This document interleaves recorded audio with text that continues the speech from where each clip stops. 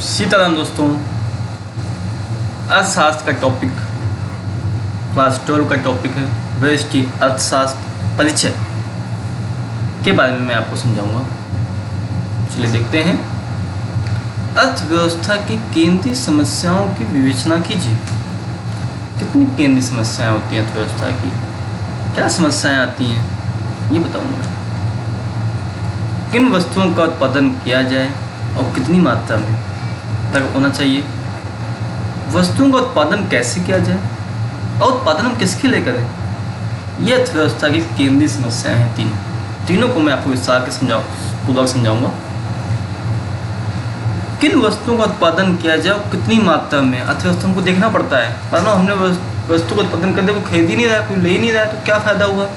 मतलब कम किया ज़्यादा किया भी देखना पड़ता है, समझे। तो प्रत्येक समाज को निर्णय करना होता है कि किन वस्तुओं का उत्पादन करें, हम कितनी मात्रा में करें। यदि एक वस्तु का उत्पादन हम अधिक कर दें और दूसरी वस्तु का उत्पादन हम कम कर दें या विपरीत कर दें तो क्या होगा। तो अर्थव्यवस्था को निर्धारित करना पड़ता है कि खाद्यान्न पदार्थों का उत्पादन करें या मशीनों का करें, शिक्षा पे खर्च करें कि स्वास्थ्य पे खर्च करें कि सैन्य सेवाओं के गठन पे खर्च करें, उपभोक्ता वस्तुएं बनाएं या पूंजीगत वस्तुएं बनाएं। ये हमें अर्थव्यवस्था में देखना पड़ता है। ये हमारी समस्याएं हैं। इसलिए नीति आयोग बना हुआ है। आजकल हमारी ब्यूरोक्रेसी चीज़ों को बहुत ज़्यादा गहन अध्ययन कर रहे हैं, उस हिसाब से हमारी ब्यूरोक्रेसी अच्छा निर्णय लेती है। वस्तुओं का उत्पादन कैसे करें, क्या सभी वस्तुओं का उत्पादन तकनीकों द्वारा हो सकता है कि किसी वस्तु के उत्पादन में श्रम प्रधान तकनीकी का उपयोग करें या पूंजी प्रधान तकनीकी का उपयोग करें। यह निर्णय लेना पड़ता है। ऐसा है कि सब चीज़ें मशीनों से बनवा दें, क्या फिर सब चीज़ें मशीनों से बनवा दोगे भैया तो रोजगार क्या दोगे आदमी को। तो इसके लिए निर्णायक सिद्धांत है कि ऐसी तकनीकी का प्रयोग करें जिसका औसत उत्पादन लागत न्यूनतम हो। मतलब हमने कोई चीज़ उत्पादन कर दी, लागत इतनी ज़्यादा लग गई, क्या फ़ायदा। इतना महंगा बेचोगे, क्या फ़ायदा। लोग लेंगे नहीं लेंगे, नुकसान में आएगा। तो ये भी होता है किस वस्तु का उत्पादन कैसे करें। अब तीसरा है उत्पादन किसके लिए करें। अर्थव्यवस्था में उत्पादित वस्तुओं की मात्रा कितनी किसे प्राप्त होगी देखना पड़ता है। अर्थव्यवस्था में उत्पादन में वो व्यक्ति विशेष में किस प्रकार विभाजित किया जाए, आय के वितरण पर निर्भर करता है। यदि आय समान रूप से विभाजित होगी तो वस्तुएं और सेवाएं भी समान रूप से विभाजित होंगी। निर्णायक सिद्धांत यह है कि वस्तुओं और सेवाओं को किस प्रकार विस्तारित करें और किस प्रकार वितरित करें बिना किसी को बदतर बनाएं या किसी को बेहतर बनाएं। तो इसलिए पता है कि हम किसी को नुकसान भी ना हो, किसी को ज़्यादा फ़ायदा भी ना हो। तो हमें इस चीज़ें बहुत ध्यान देनी पड़ती हैं, तभी हमारी अर्थव्यवस्था चल पाती है। दूसरा क्वेश्चन, अर्थव्यवस्था की उत्पादन संभावनाओं से आप क्या समझते हैं।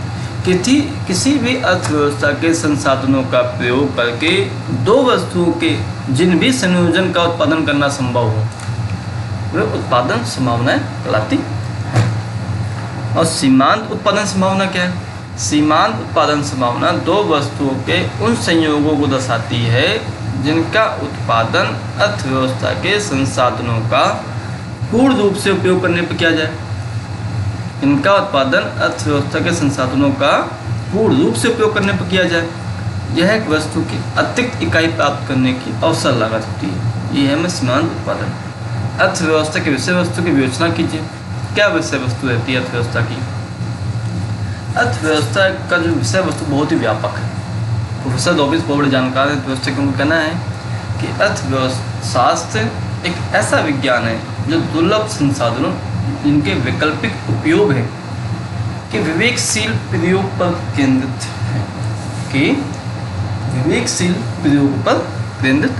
है और अर्थशास्त्र एक विषय वस्तु है जो दुर्लभ संसाधनों के विवेकशील प्रयोग पर इस प्रकार केंद्रित है कि जिससे कि हमारा आर्थिक कल्याण अधिकतम हो।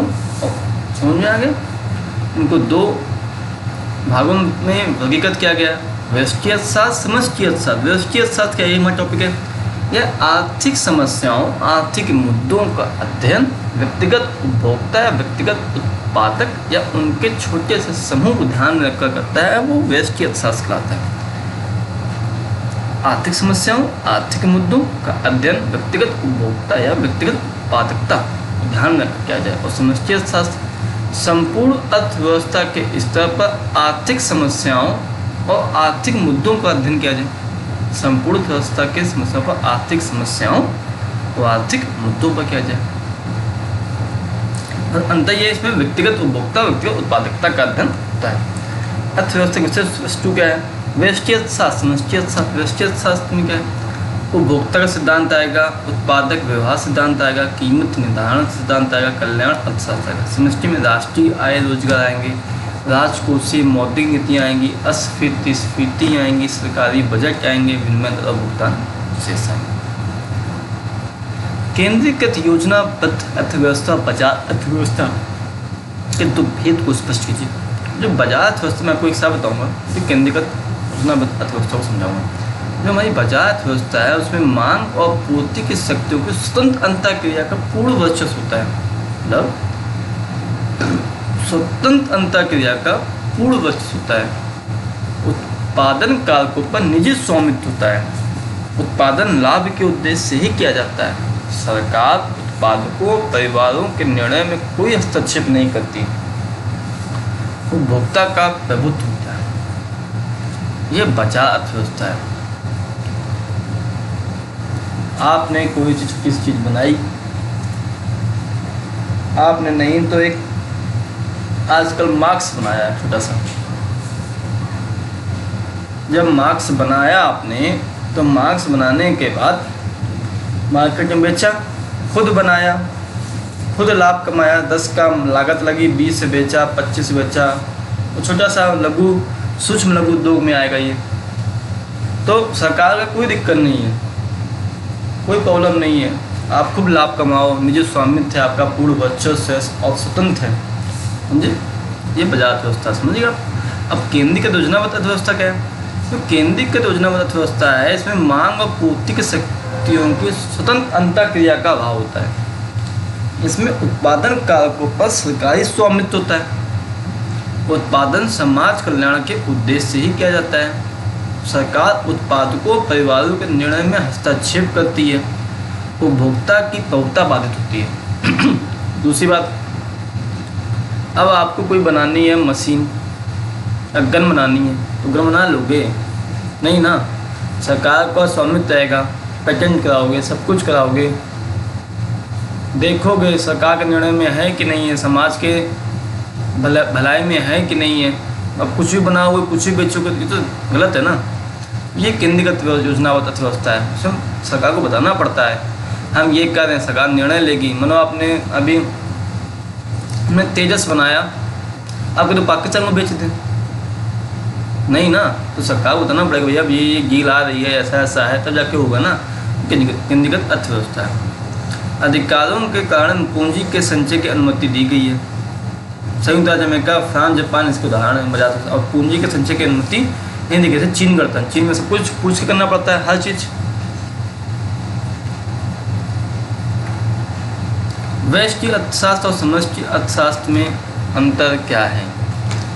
ये फिर से आ गया है, छप गया है। यहाँ व्यष्टि है और यहाँ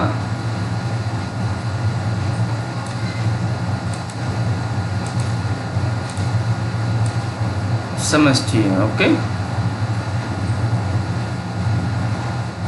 आगे देखिए।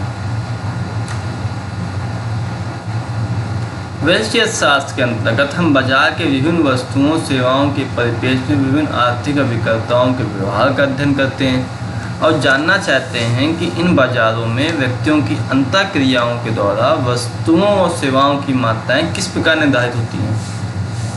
व्यष्टि अर्थशास्त्र में इसके अंतर्गत हम उपकरण और मांग और पूर्ति है मुख्य उपकरण, उपभोक्ता व्यवहार का सिद्धांत, उत्पादक व्यवहार का सिद्धांत, कीमत निर्धारण, कल्याण अर्थशास्त्र। समष्टि में क्या होता है? समष्टि अर्थशास्त्र में हम कुल निर्गत रोजगार, समग्र कीमत स्तर आदि समग्र उपायों पर अपना ध्यान केंद्रित करते हैं और पूरी अर्थव्यवस्था को समझाने का प्रयास करते हैं। और हम जानने का भी प्रयास करते हैं कि समग्र उपायों के स्तर किस प्रकार निर्धारित होते हैं और उस समय किस तरह के परिवर्तन आते हैं। इसमें मुख्य उपकरण समग्र मांग और समग्र आपूर्ति। उसमें केवल मांग और पूर्ति है, इसमें सब कुछ समस्त है। इसमें क्या है? राष्ट्रीय रोजगार, आय, समग्र कीमत, प्रस्फीति, उपस्फीति, सरकारी बजट, नीतियाँ, विनिमय दर, भुगतान कोष, शेष, जो ये सब चीज़ें हैं समष्टि अर्थशास्त्र, वो आ गया बजट आ गया, बोलो कौन से अर्थशास्त्र में आया है भैया बता देना कि समष्टि अर्थशास्त्र में है ना कि व्यष्टि अर्थशास्त्र में है। इतना समझ में आ गया, आगे बढ़े।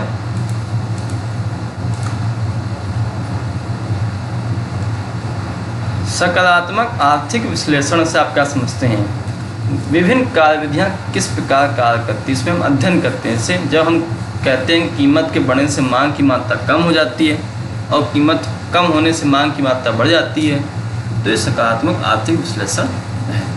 आदर्श आर्थिक विश्लेषण क्या है? आदर्श आर्थिक विश्लेषण में हम यह समझने का प्रयास करते हैं कि विधियाँ हमारे अनुकूल हैं भी या नहीं।